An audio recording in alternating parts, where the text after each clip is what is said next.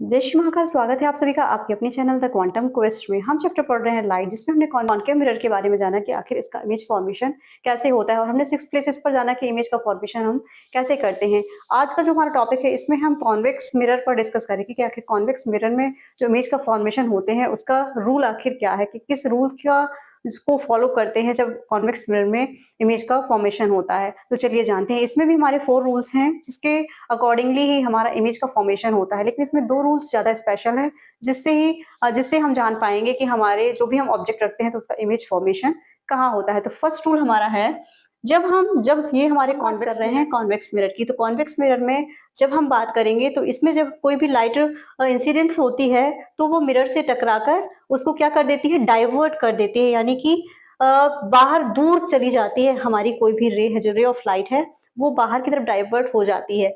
क्योंकि देखिए आपको दिख रहा है यहाँ पर, जैसे हमने इसको यहाँ पर इंसर्ट किया तो हमारी रे ऑफ लाइट क्या हो गई, डाइवर्ट हो गई, यानी इसने इसको दूर फेंक दिया। लेकिन यदि हम इसको मान ले हम इसको पीछे बढ़ाते हैं तो हमें ऐसा प्रतीत होता है जैसे ये फोकस पर जाकर मिल रही है। तो ये फर्स्ट रूल है हमारा कॉन्वेक्स मिरर का जब इमेज का फॉर्मेशन करते हैं।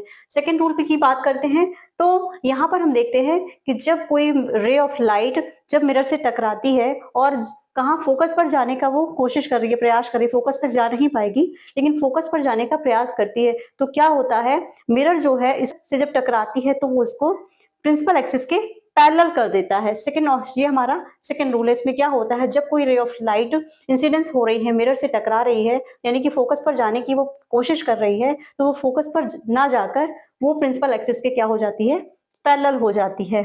थर्ड रूल की बात करें तो यहाँ पर हम क्या देखते हैं, थर्ड रूल जो है हमारा कॉन्वेक्स मिरर में, इसमें हम देखते हैं कि जो रे ऑफ लाइट इंसिडेंस हो रही है मिरर से, तो वो कहाँ जाने की कोशिश कर रही है, सी, यानी कि सेंटर ऑफ कर्वेचर पर। लेकिन वो सेंटर ऑफ कर्वेचर पर जाने के लिए कोशिश कर रही है। इसमें क्या होता है, जैसे ही हमारी रे ऑफ लाइट मिरर से टकराती है तो वो उसी डायरेक्शन में वापस चली जाती है। ये हमारा थर्ड रूल है।